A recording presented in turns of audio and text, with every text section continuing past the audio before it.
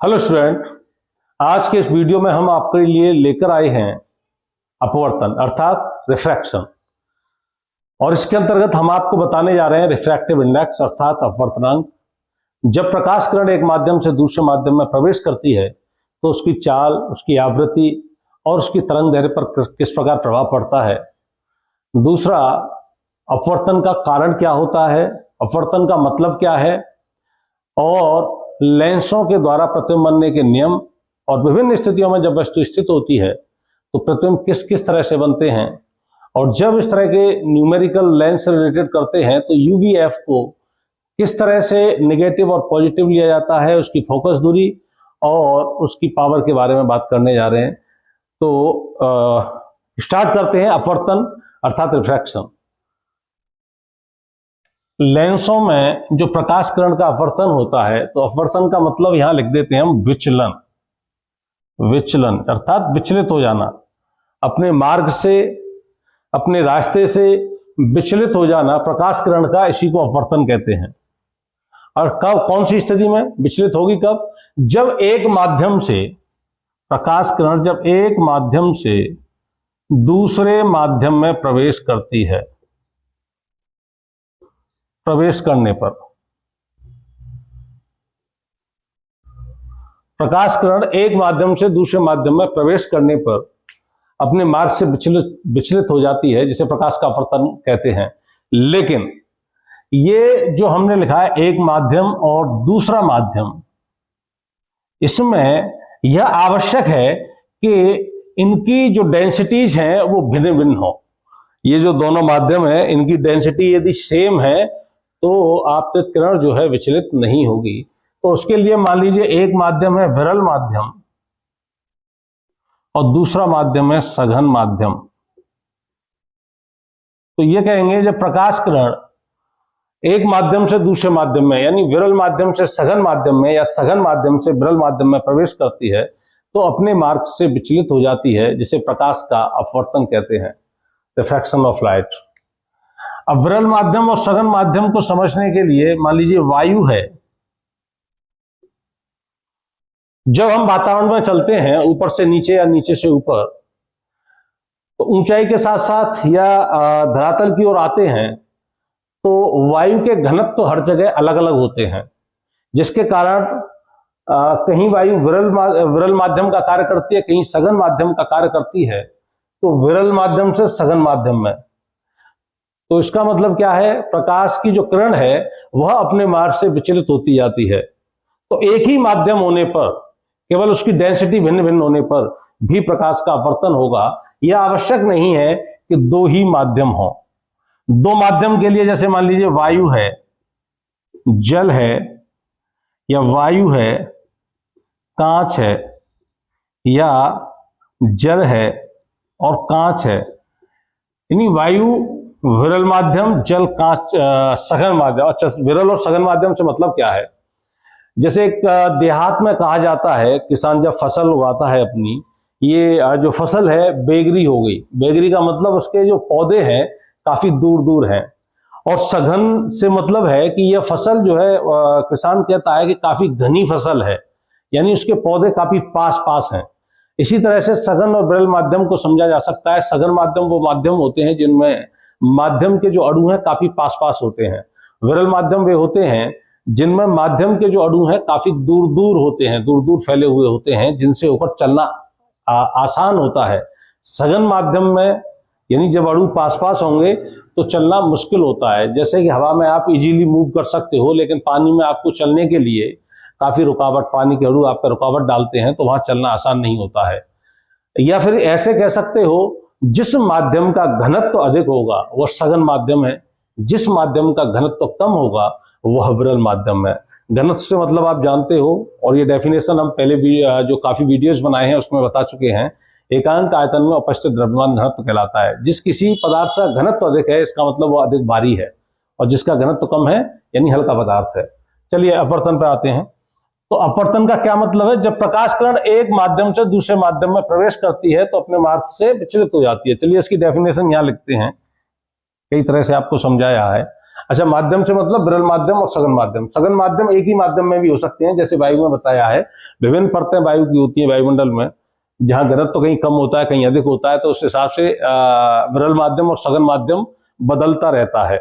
और उसका वायु जब प्रवेश करती है तो प्रकाश कण जब प्रवेश करती है तो वायु एक ही माध्यम में सघन और विरल होने के कारण उसका अपवर्तन होता है। चलिए अब वायु और जल की बात करते हैं। वायु के अणु क्या होते हैं? दूर दूर होते हैं, तो ये माध्यम हो गया विरल। और जल के अणु क्या होते हैं? पास पास होते हैं, ये माध्यम हो गया सघन। विरल को रेयरर मीडियम भी कहा जा सकता है और कहते हैं, और सघन को डेंसर मीडियम। अब वायु और प्रकाश की बात करेंगे तो वायु जो है रेयरर मीडियम हो जाएगा विरल माध्यम, और कांच कैसा हो जाएगा? सघन माध्यम। जल और कांच की बात करेंगे तो जल और कांच में कंपैरिजन करेंगे तो कांच की अपेक्षा जल के अणु दूर दूर होते हैं, जबकि कांच में तो आप अंदर चलने की तो बात दूर है, अंदर प्रवेश ही नहीं कर सकते हो। तो कांच के अणु जो है काफी पास पास होते हैं और जटिलता से बंधे हुए होते हैं। तो जल कैसा माध्यम हो जाएगा? विरल माध्यम। और कांच कैसा हो जाएगा? सघन माध्यम। तो सघन और विरल माध्यम आप समझ चुके हो। अब अपवर्तन की बात करते हैं, परिभाषा। तो जब प्रकाश किरण एक माध्यम से दूसरे माध्यम में प्रवेश करती है, अपने मार्ग से विचलित हो जाती है,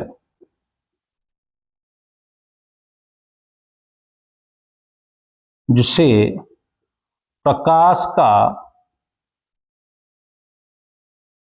अपवर्तन कहते हैं, रिफ्रैक्शन ऑफ लाइट। इसे प्रकाश का अपवर्तन कहा जाता है। अच्छा, अपवर्तन का कारण क्या है? कारण आखिर क्यों प्रकाश किरण जब विरल से सघन माध्यम में और सघन से विरल माध्यम में प्रवेश करती है तो वह अपने मार्ग से विचलित हो जाती है? इसका कारण क्या है? कारण यह है कि प्रकाश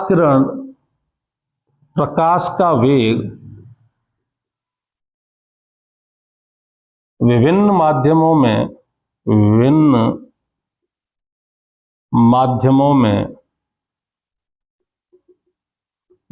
भिन्न होता है।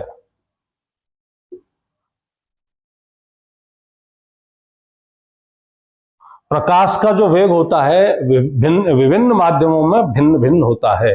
प्रकाश का वेग वायु में हमें पता है कितना होता है। वायु में प्रकाश का वेग, या निर्वात कहा जाए, वायु में प्रकाश का वेग इक्वल टू 3 इंटू 10⁸ मीटर प्रति सेकेंड। अर्थात इसको ऐसे भी कर सकते हो, 3 के पीछे 3 जीरो और 10⁵ 3000 10⁵, और ये मीटर का बन जाएगा किलोमीटर। 3 इंटू 10⁵ किलोमीटर पर सेकेंड। 1000 का भाग देके इसको किलोमीटर में बदल दिया, 3 के पीछे 5 जीरो, किलोमीटर पर सेकेंड। इकाई दहाई सैकड़ा हजार दशा लाख, 3 लाख किलोमीटर पर सेकेंड प्रकाश का वेग होता है वायु में। और यह पूरे ब्रह्मांड में किसी भी चीज का अधिकतम वेग है जो प्रकाश का वेग होता है। इससे अधिक आज तक साइंस में किसी भी वस्तु का वेग नहीं खोजा गया है। तो ये प्रकाश का वेग जो वायु में होता है 3 लाख किलोमीटर पर सेकंड होता है, और हम कह रहे हैं कि कोई भी वस्तु ब्रह्मांड में, कोई भी चीज, किसी का भी वेग जो प्रकाश का वेग निर्वात में होता है इससे अधिक नहीं होता है। इसका मतलब प्रकाश का वेग अन्य माध्यमों में, निर्वात में जो प्रकाश का वेग होता है इसे c से प्रदर्शित करते हैं, इससे अधिक नहीं हो सकता है। तो अन्य माध्यमों में, अब वायु से कांच में प्रवेश करेगा प्रकाश, जल में प्रवेश करेगा, तो उनका वेग क्या होता है? कम होता है, जिसके कारण जो प्रकाश किरण है अपने मार्ग से विचलित हो जाती है। तो कारण तो यह है। अब विचलित होती किस तरह से वो देखना है। इसको मिटा देते हैं। विरल और सघन माध्यम समझाया गया था इसमें आपको।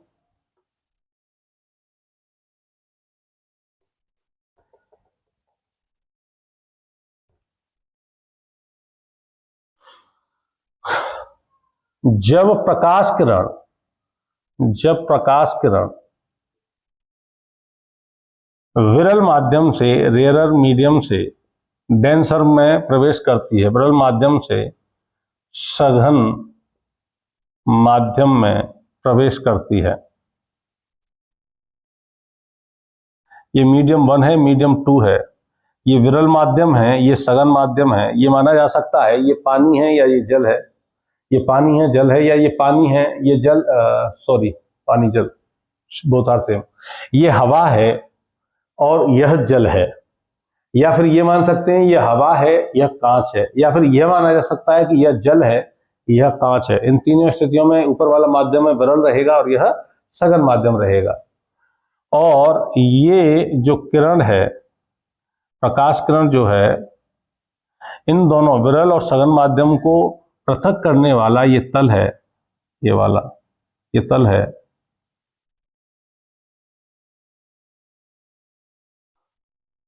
इस तल के इस बिंदु पर यह किरण जो है प्रकाश किरण आपतित हो रही है, और इस बिंदु पर इस तल के लंबवत जो खींची गई रेखा है यह किसका कार्य करेगी? अविलंब का।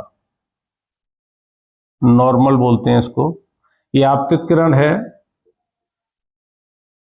आपतित प्रकाश किरण है, इंसिडेंट रे बोला जाता है इसको।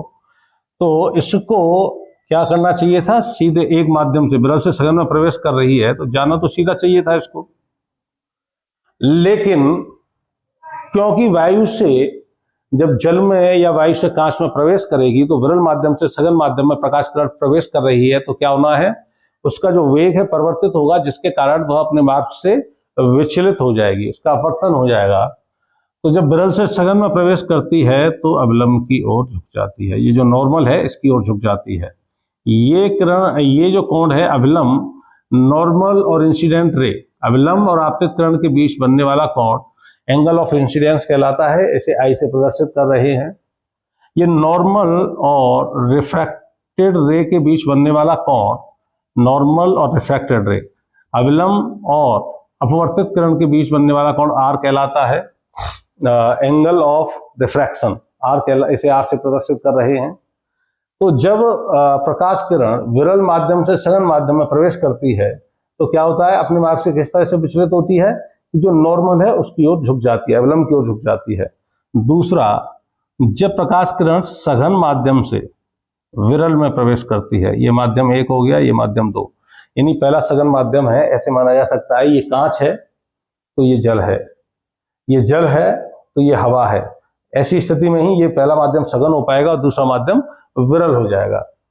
ये प्रकाश किरण इस बिंदु पर आपतित हो रही है और इस बिंदु पर जो अविलंब खींचा जाएगा आपतन बिंदु पर, ये पॉइंट ऑफ इंसिडेंस कहलाता है। ये आपतन बिंदु पर अविलंब बोलते हैं इसे, आपतन बिंदु पर अविलंब। तो ये जो आपतित किरण है, यहां से इसको क्या करना चाहिए था? सीधा जाना चाहिए था, सीधे न जाके अब क्या है? सघन माध्यम से विरल माध्यम में प्रवेश कर रही है तो अविलंब से दूर हट जाती है, अविलंब से दूर हट जाती है अपवर्तित किरण।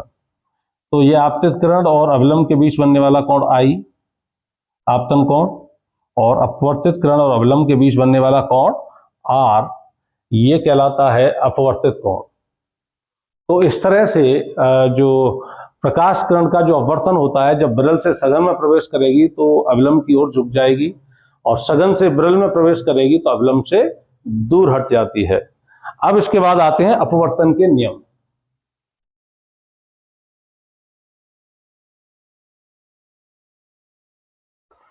Law of refraction.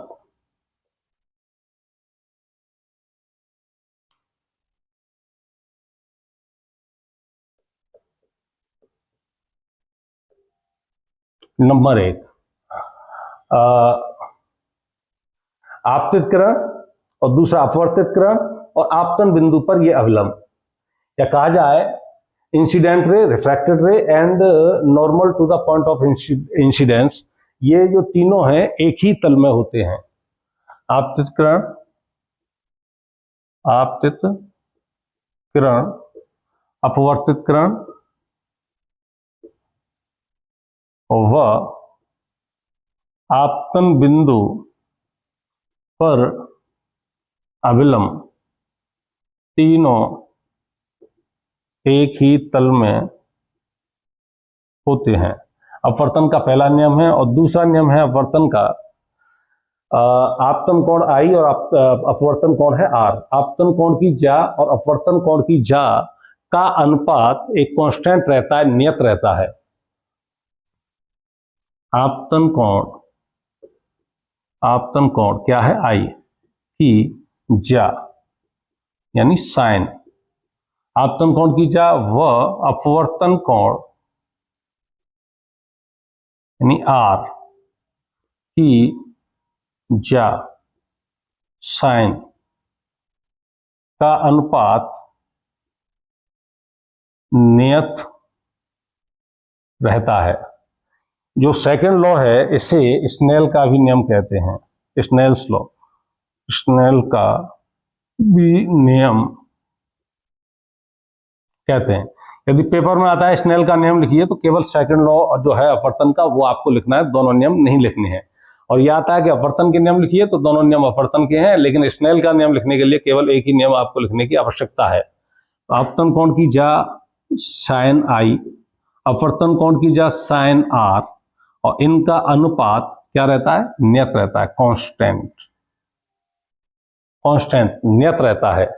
इसको 1n2 या 1μ2 भी बोला जाता है। अब इसको समझना है, यहां से रिफ्रैक्टिव इंडेक्स अर्थात अपवर्तनांक आपका आरंभ होता है। 1n2 क्या है, इसको किस तरह से पढ़ा जाएगा, 1n2 या 1μ2 बात एक ही है। कहीं कहीं इसको किताब में म्यू लिख दिया गया है, रिफ्रैक्टिव इंडेक्स को कहीं कहीं n लिखा गया है। तो चलिए 1n2 से लिखते हैं। 1n2 का क्या मतलब है, 1n2 का मतलब है दो माध्यम है आपके पास, जब अपवर्तन हो रहा है प्रकाश किरण का, एक विरल माध्यम होगा एक सघन माध्यम होगा, और दोनों की जो डेंसिटीज हैं वो अलग अलग होंगी। यदि सेम डेंसिटीज के जो मीडियम होंगे तो प्रकाश किरण का अपवर्तन नहीं होगा, बिना विचलित हुए वह एक जैसे आ रही थी उसी रास्ते से सीधी वापस निकल जाएगी। तो 1n2 इजिकल टू होता है n के पीछे जो मीडियम लिखा हुआ है, जो माध्यम लिखा हुआ है, इसका अपवर्तनांक है, यानी माध्यम 2 का अपवर्तनांक। तो हमें यह ध्यान रखना है, इसको ऐसे भी लिखा जा सकता है, कहीं कहीं ऐसे भी लिखा हुआ है n21। तो n के जस्ट बाद जो मीडियम आ रहा है ये 2, इस माध्यम का रिफ्रैक्टिव इंडेक्स है, अपवर्तनांक है, यानी माध्यम 2 का अपवर्तनांक है। और यह जो सामने लिखा हुआ है या ये अंत में जो लिखा हुआ है, इसके सापेक्ष माध्यम 1 के सापेक्ष, माध्यम 1 के सापेक्ष। जब यही दोनों माध्यम रहने हैं तो इनका अपवर्तनांक भी कांस्टेंट रहेगा, अर्थात sine i upon sine r का जो रेशियो है वह कांस्टेंट रहेगा। यह अच्छा अपवर्तनांक होता क्या है, अपवर्तनांक। अपवर्तनांक क्या है, यहां से पता चल गया आपको, ये अनुपात होता है। क्या है, ये अनुपातिक राशि है। और जब अनुपात है साइन आई बटे साइन आर, या कोई भी दो चीजें हैं जिनका अनुपात है, तो वे सेम भौतिक राशियों का ही अनुपात हो सकता है, और सेम भौतिक राशियों के मात्रक भी सेम होंगे। तो जो आनुपातिक राशि होती है उसका कोई मात्रक नहीं होता है, क्योंकि वह आपस में कट जाते हैं। तो अपवर्तनांक का आपको कोई भी मात्रक नहीं लेना है। अच्छा, अपवर्तनांक होता क्या है ये समझना है, तो इसको ऐसे भी समझ सकते हो कि किसी माध्यम का अपवर्तनांक जो होता है वह जो प्रकाश के वेग हैं उनका अनुपात होता है। अब प्रकाश के वेग भिन्न भिन्न है माध्यमों के लिए, हमने बताया था अभी। निर्वात में प्रकाश का वेग सबसे अधिक होता है, और जो अन्य माध्यम हैं उनमें प्रकाश का वेग घट जाता है। तो जो अपवर्तनांक है वो क्या है, अनुपात है। किसका अनुपात है, प्रकाश के वेग का, प्रकाश के वेग का अनुपात है। अपवर्तनांक क्या है, अनुपात है। किसका अनुपात है, प्रकाश के वेग का।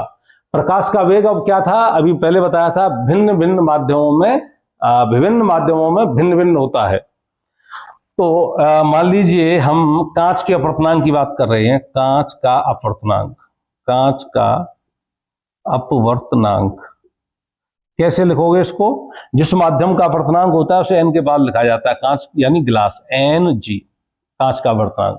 अब किसके सापेक्ष है, इससे इस समय जो बोला जाएगा ये कांच का एब्सोल्यूट रिफ्रैक्टिव इंडेक्स, कांच का निरपेक्ष अपवर्तनांक बोला जाएगा।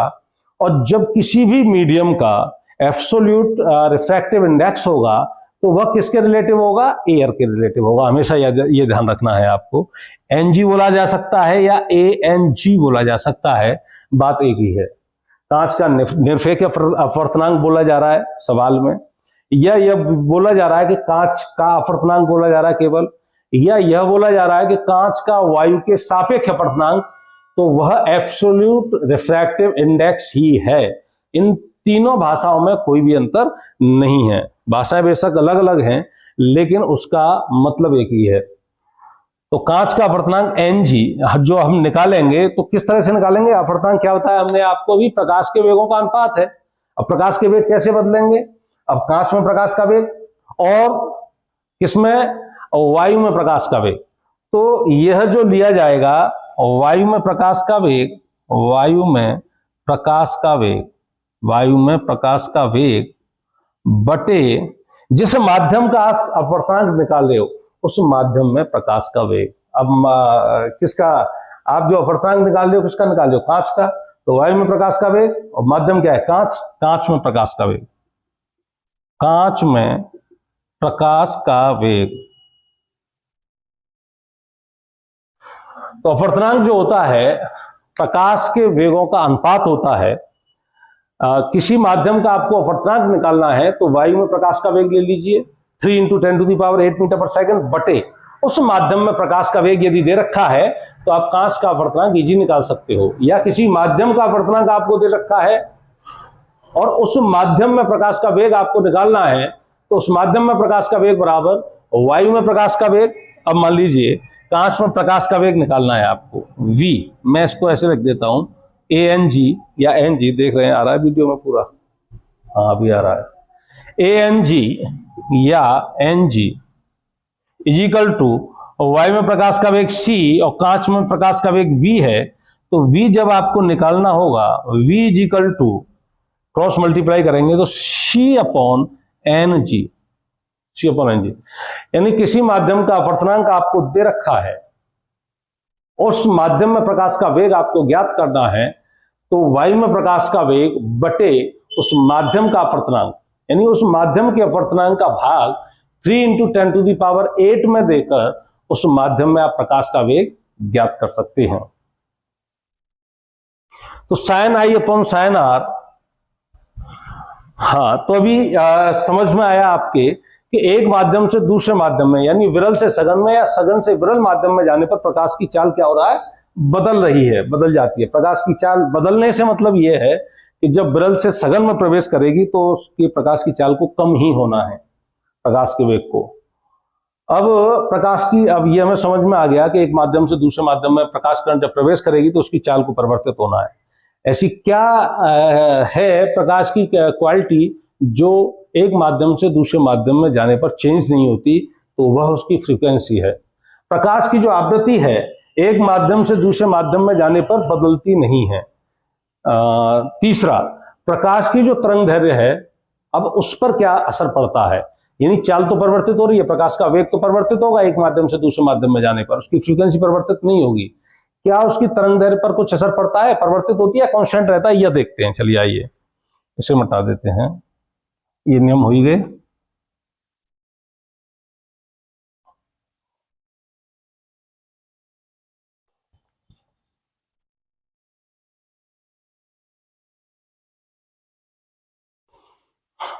यहां से चलते हैं sin I/sin R, sin I/sin R is equal to 1n2। 1n2 का मतलब हो गया दूसरे माध्यम का अपवर्तनांक पहले माध्यम के सापेक्ष, तो इसको हमेशा ऐसे लिखा जाएगा, दूसरे माध्यम के अपवर्तनांक में पहले माध्यम के अपवर्तनांक का भाग देकर हम जो है दूसरे माध्यम का अपवर्तनांक पहले के सापेक्ष निकाल सकते हैं। इसको भी रिवर्सिबिलिटी ऑफ लाइट के द्वारा भी समझा जा सकता है। ANG = 1/GNA, हाँ उसमें अलग आएगा।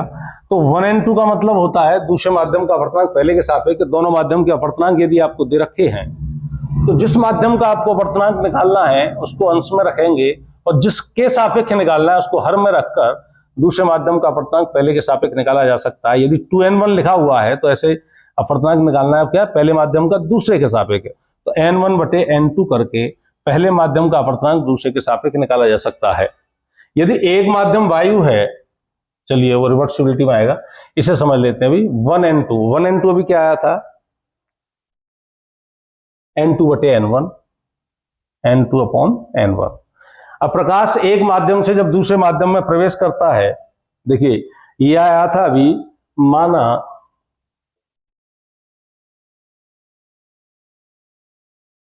प्रकाश की आवृत्ति फ्रीक्वेंसी f ले लेते हैं, चाल किसमें लोगे, निर्वात में। निर्वात में प्रकाश की चाल होती है c, और तरंग दैर्घ्य यानी वेव लेंथ लेते हैं इसकी निर्वात में लैम्डा 0। अब किसी दूसरे माध्यम में ये निर्वात में प्रकाश की आवृत्ति, निर्वात में प्रकाश का वेग and the wavelength of the ray of light, प्रकाश की जो किरण है उसकी वेवलेंथ हो गई। इसके बाद जब दूसरे मीडियम में प्रवेश करता है तो क्या है, आवृत्ति तो नहीं बदलेगी। अभी कहा था जब प्रकाश किरण एक माध्यम से दूसरे माध्यम में प्रवेश करती है तो उसकी आवृत्ति पे कोई असर नहीं पड़ता है। तो दूसरे पहले माध्यम के लिए, अब दूसरे माध्यम के लिए लेते हैं प्रकाश की आवृत्ति f, चाल बदल जाएगी। माध्यम में, दूसरे माध्यम में प्रकाश की चाल v ले लेते हैं, और तरंग दैर्घ्य को हमने ले लिया लैम्डा। तरंग दैर्घ्य को क्या ले लिया, लैम्डा। तो फॉर्मूला है प्रकाश की चाल और उसकी आवृत्ति में संबंध होता है v equal to n lambda. n आवृत्ति होती है, n यहां हमने रिफ्रैक्टिव इंडेक्स लिया है, तो v equal to f lambda से, v equal to f lambda से। तो निर्वात के लिए लगाएंगे तो निर्वात में वेग क्या है, c equal to f lambda 0, c equal to f lambda 0। और इसके लिए जो लगाओगे v equal to n lambda से, v इक्वल टू आवृत्ति क्या f और लैम्डा, तो यहां से c upon v equal to lambda 0 upon lambda. और c अपॉन v का क्या मतलब आया था, उस माध्यम का अपवर्तनांक जिसमें यह प्रकाश की चाल दे रखी है। मान लो ये माध्यम 1 था, ये माध्यम 2 था, तो ये क्या हो गया, दूसरे माध्यम का अपवर्तनांक पहले के सापेक्ष 1n2 इक्वल टू क्या आया था, 1n2 इक्वल टू n2 बटे n1, और ये हो गया आपका lambda 0 c upon v। c क्या है, पहले माध्यम में प्रकाश की चाल। तो पहले माध्यम में प्रकाश की चाल को यदि हम v1 लिखते हैं और दूसरे माध्यम में प्रकाश की चाल क्या आई है, v जो हमने लिखा है इसको v2 लिख दिया जाए, तो 1n2 इक्वल टू n2 बटे n1 इक्वल टू v1 बटे v2। तो sine i upon sine r 1n2 equal to n2 बटे n1 इक्वल टू v1 बटे v2। स्नेल का नियम जो है अपवर्तनांक के रूप में लिखेंगे तो n2 बटे n1 आएगा, लेकिन इसको हम प्रकाश की चाल के रूप में लिखते हैं तो पहले माध्यम में प्रकाश की चाल बटे दूसरे माध्यम में प्रकाश की चाल। अब वर्तनांक के रूप में लिखेंगे इसको तो दूसरे माध्यम में प्रकाश का दूसरे माध्यम का अपवर्तनांक बटे पहले माध्यम का अपवर्तनांक। तो क्या हमें ध्यान रखना है, जब प्रकाश किरण एक माध्यम से दूसरे माध्यम में प्रवेश करती है तो फर्स्ट वेग बदल जाता है, सेकंड तरंग दैर्घ्य भी बदल जाती है, थर्ड उसकी आवृत्ति भी बदल जाती है। अब देखिए तरंग दैर्घ्य को बदलना क्यों पड़ेगा, ये है v equal to n lambda, ये चाल और प्रकाश की आवृत्ति या कहें कि तरंग दैर्घ्य में संबंध होता है। n equal to v upon lambda, sorry f lambda, f n यहाँ अपवर्तनांक लिखा हुआ है इसलिए आवृत्ति को f लिखें। f equal to v upon lambda, f को कांस्टेंट रहना है, f बदलेगी नहीं, और v में परिवर्तन हो रहा है, v में परिवर्तन हो और लैम्डा कांस्टेंट रहे ऐसा हो ही नहीं सकता है। यदि v में परिवर्तन हो रहा है, v यदि बढ़ रहा है तो लैम्डा को भी बढ़ना पड़ेगा f को कांस्टेंट रखने के लिए। v का मान यदि कम हो रहा है तो लैम्डा के मान को भी कम करना पड़ेगा f को कांस्टेंट रखने के लिए।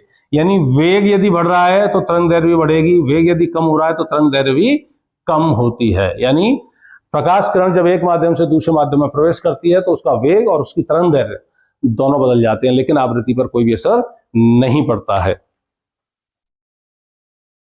उतार लेंगे स्टूडेंट्स इसे आराम से। साफ साफ दिख रहा है। इसके बाद बताएंगे reversibility of ray of light, प्रकाश किरणों की उत्कीर्णता, और उससे रिफ्रैक्टिव इंडेक्स के बारे में अभी थोड़ा सा और समझना रह गया है। कभी भी रिफ्रैक्टिव इंडेक्स के जो भी न्यूमेरिकल्स आपके सामने आएंगे तो इजीली आप उनको सॉल्व कर सकेंगे। तो रिफ्रैक्टिव इंडेक्स में अभी आपको थोड़ा सा और समझाएंगे। उसके बाद अपवर्तन, लेंसेस के द्वारा प्रतिबिंब बनने के नियम और विभिन्न स्थितियों में प्रतिबिंब कैसे बनते हैं, वह बताने से पहले एक बार रिफ्रैक्टिव इंडेक्स और थोड़ा सा समझेंगे। बताते हैं इसको।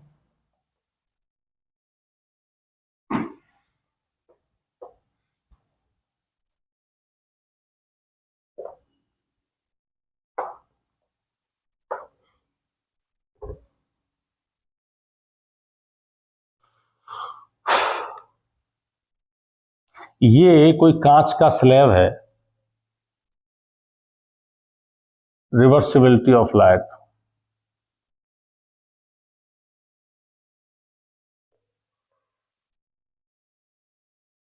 रिवर्सिबिलिटी ऑफ लाइट, प्रकाश किरणों की उत्कीर्णता।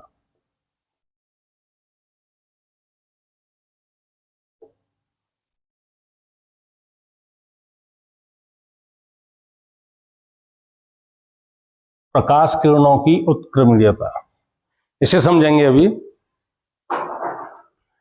प्रकाश किरण जो है एक माध्यम से जब दूसरे माध्यम में प्रवेश करती है, जब प्रकाश किरण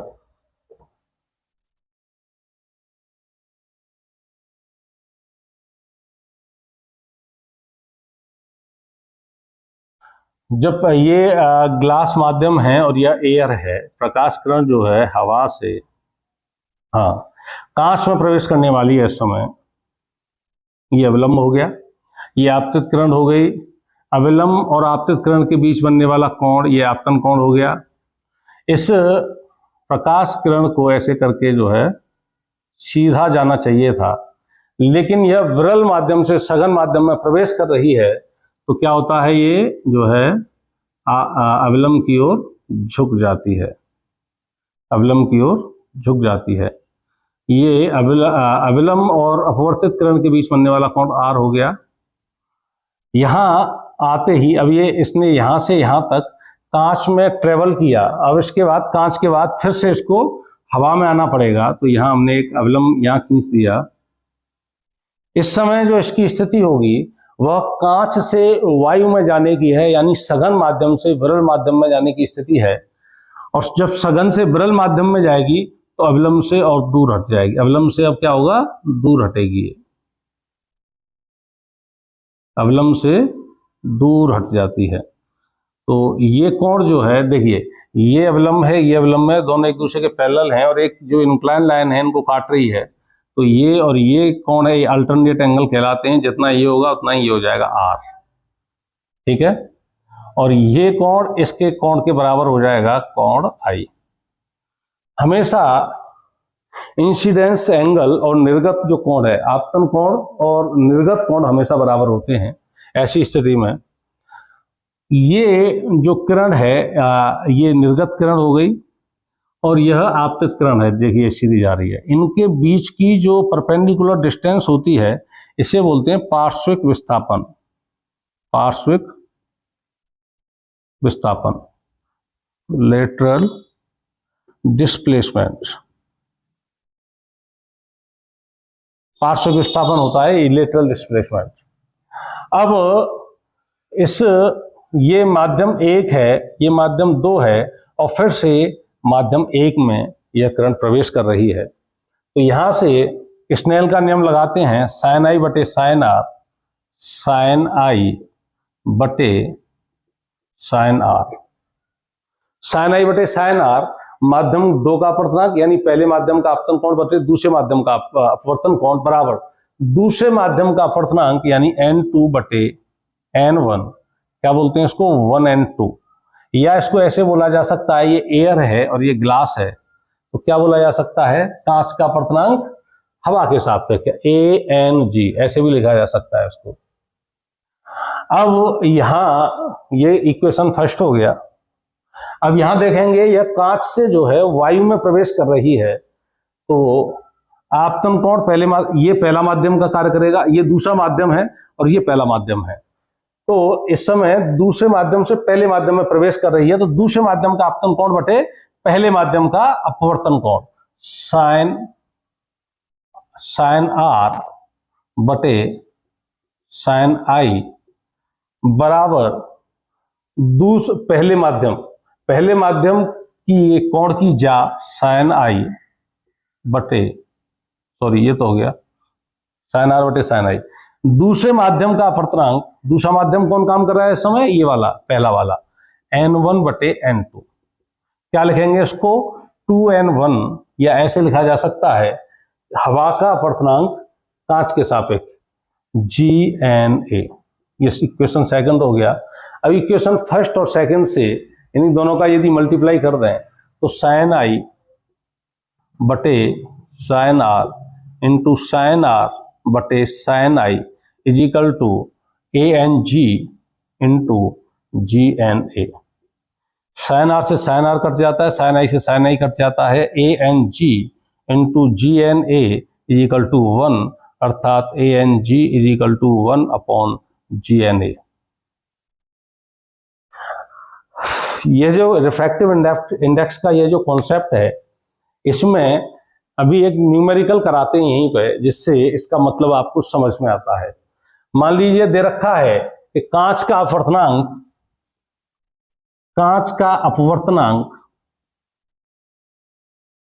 3/2 है। कांच का अपवर्तनांक 3/2 है। अभी क्या बताया था, किसी माध्यम का केवल अपवर्तनांक सीधे सीधे बोला जा रहा है तो उसका एब्सोल्यूट रिफ्रैक्टिव इंडेक्स है, उसका निरपेक्ष अपवर्तनांक है, या यह कह सकते हैं कि उसका जो अपवर्तनांक है वह माध्यम की, कौन से माध्यम के सापेक्ष है, वायु के सापेक्ष है। तो कांच के अपवर्तनांक को आप ऐसे भी लिख सकते हो Ng इक्वल टू 3/2, या फिर ऐसे लिखा जा सकता है Ang इक्वल टू 3/2। चलिए मैं लिख देता हूं यहां, कांच का अपवर्तनांक, माध्यम कोई भी हो सकता है, कांच की जगह जल हो सकता है, या कांच का निरपेक्ष यानी एब्सोल्यूट रिफ्रैक्टिव इंडेक्स, कांच का निरपेक्ष अपवर्तनांक, या कांच का वायु के सापेक्ष अपवर्तनांक। ये तीनों एक ही बात है, ठीक है ना। अब कांच का अपवर्तनांक दे रखा है 3/2, आपको पूछा जा रहा है GNA का क्या मतलब हो गया, A। अभी बताया था N के बाद जो भी मीडियम आएगा उसका अपवर्तनांक होगा, यानी पूछा जा रहा है आपको वायु का अपवर्तनांक किसके सापेक्ष, कांच के सापेक्ष, ठीक है। अभी क्या था, कांच का अपवर्तनांक यदि आपको दे रखा है, ऐसे भी लिख सकते हो GNA is equal to 1 upon ANG। आपको कांच का अपवर्तनांक दे रखा है वायु के सापेक्ष, और पूछा जा रहा है वायु का अपवर्तनांक कांच के सापेक्ष है, तो 1 अपॉन कांच का अपवर्तनांक वायु के सापेक्ष करके आप वायु का अपवर्तनांक कांच के सापेक्ष निकाल सकते हो। तो क्या निकालना है आपको, GNA इक्वल टू 1 अपॉन क्या हो जाएगा, ANG। तो GNA is equal to 1 upon 3/2 is equal to 2/3। इसका अपवर्तनांक इस तरह से निकाल लेते हैं। अभी यह केवल 2 माध्यम थे, पहला माध्यम था हवा और दूसरा माध्यम ले लिया था कांच।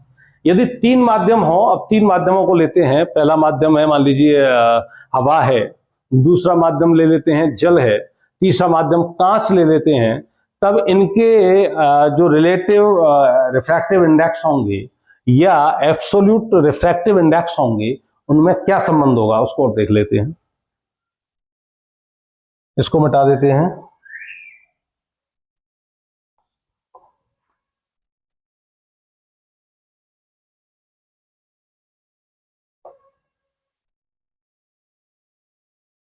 तो पहला माध्यम क्या हो गया, हवा हो गया, दूसरा माध्यम वाटर हो गया, तीसरा माध्यम ग्लास हो गया।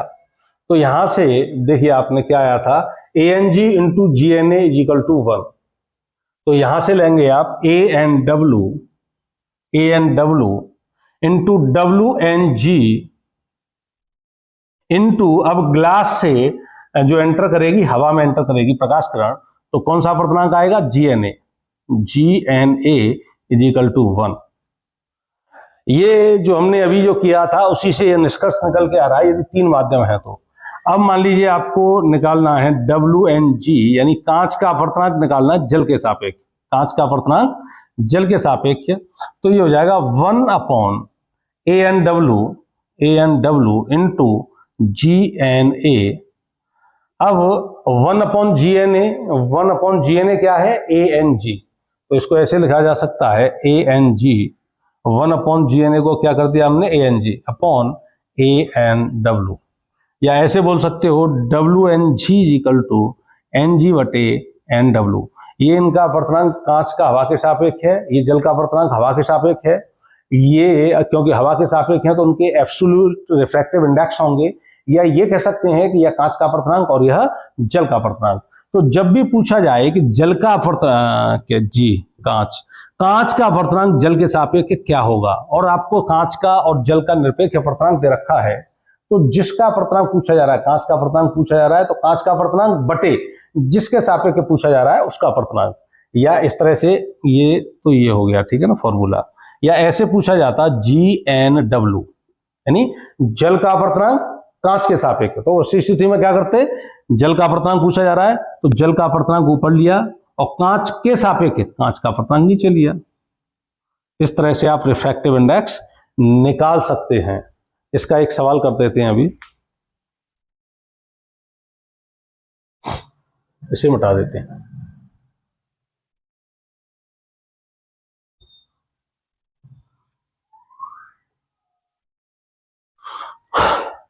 मान लीजिए कांच का अपर्तनांक दे रखा है 3/2 और जल का अपर्तनांक दे रखा है 4/3।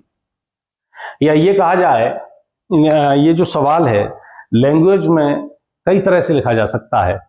कांच का अपर्तनांक 3/2 है, या ये लिखा जा सकता है कांच का निरपेक्ष अपर्तनांक 3/2 है, या फिर ये लिखा जा सकता है कांच का अपर्तनांक वायु के सापेक्ष 3/2 है। ऐसे लिखा जा सकता है कि जल का अपर्तनांक 4/3 है, या ऐसे लिखा जा सकता है कि जल का निरपेक्ष यानी एब्सोल्यूट रिफ्रैक्टिव इंडेक्स निरपेक्ष अपर्तनांक 4/3 है, या ऐसे लिखा जा सकता है कि जल का अपर्तनांक हवा के सापेक्ष 4/3 है। तो WNG या GNW, तो जल का अपर्तनांक कांच के सापेक्ष बताइए, या कांच का अपर्तनांक जल के सापेक्ष क्या होगा। तो क्या यूज करना है, ये फॉर्मूला यूज करना है। कैसे करेंगे? WNG यानी कांच का अपर्तनांक जल के सापेक्ष। तो क्या करोगे, कांच के अपर्तनांक को ऊपर लिखेंगे और जल के अपर्तनांक को नीचे लिखा जाएगा। तो NG बटे NW यानी 3/2 बटे 4/3 कितना हो जाएगा? 9/8। अब ये पूछा जाए GNW यानी जल का अपर्तनांक कांच के सापेक्ष, GNW क्या हो जाएगा? NW upon NG। NW कितना है? जल का अपर्तनांक 4/3 अपॉन 3/2 8/9। इस तरह से आप जो है रिफ्रैक्टिव इंडेक्स के कोई भी क्वेश्चंस आपसे ये कंसेप्ट क्लियर होते ही कोई कंफ्यूजन नहीं रहेगा, और रिफ्रैक्टिव इंडेक्स के जो भी न्यूमेरिकल्स हैं कोई भी गलत नहीं होगा। रिफ्रैक्टिव इंडेक्स से रिलेटेड एक न्यूमेरिकल और करेंगे स्टूडेंट, 43 मिनट।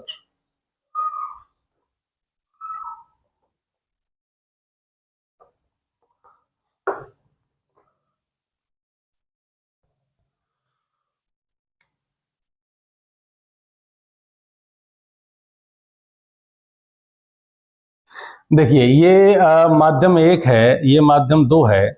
इस प्रकाश किरण से हमें पता चल रहा है कि यह माध्यम विरल है या सघन है, क्योंकि यह जो है ये जो अविलंब होगा उसकी ओर झुक रही है। ये कोण इसने दे रखा है 135 अंश, ये कोण दे रखा है 120 अंश। तो माध्यम 2 का अपर्तनांक कितना होगा ये पूछ रहा है ना। माध्यम 2 का अपर्तनांक 1 के सापेक्ष कितना होगा। तो यहां हम क्या खींच लेते हैं, इसका अविलंब हमने खींच लिया यहाँ पे, ठीक है ना।